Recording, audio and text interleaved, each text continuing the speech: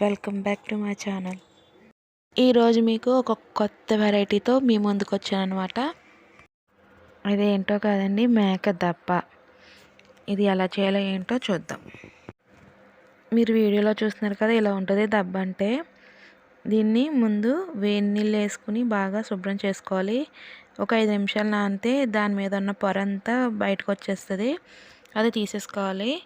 ఈ గొట్టం ఉంది కదా, దీన్ని కూడా తీసి పడేయాలన్నమాట. ఇలా చేసేసుకున్నాక శుభ్రం అంతా అయిపోయాక దీన్ని చిన్న ముక్కలుగా కట్ చేసుకోవాలి. ఇప్పుడు ఒక ప్యాన్ పెట్టి ఆ ప్యాన్లో 2 స్పూన్స్ ఆయిల్ వేసుకోవాలి. నూనె వేడయ్యాక ఇందులో 2 పచ్చిమిరపకాయలు వేసుకోవాలి.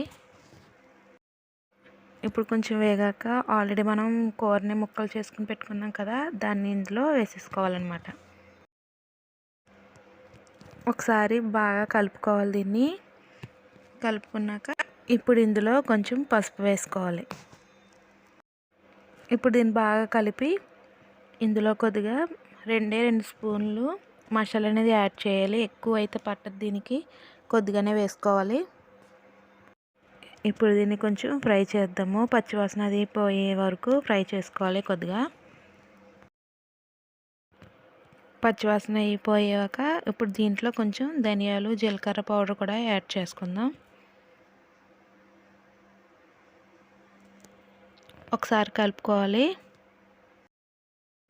ఇలా కలుపుకున్నాక ఇప్పుడు కొద్దిగా కారం అనేది యాడ్ చేసుకోవాలి. కారం కూడా ఎక్కువ అనేది తీసుకోదు కాబట్టి కొద్దిగానే వేసుకోవాలన్నమాట.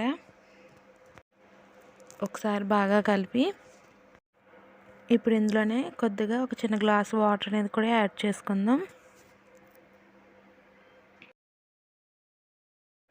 ఒకసారి మళ్ళీ మొత్తం కలిపేసుకుందాం. ఇప్పుడు కొద్దిగా సాల్ట్ కూడా యాడ్ చేసేసుకుందాం. రుచికి సరిపడా వేసుకోవాలి. ఒకసారి మళ్ళీ కలుపుకొని ఇప్పుడు మనం మూత అయితే పెట్టేసుకుందాం.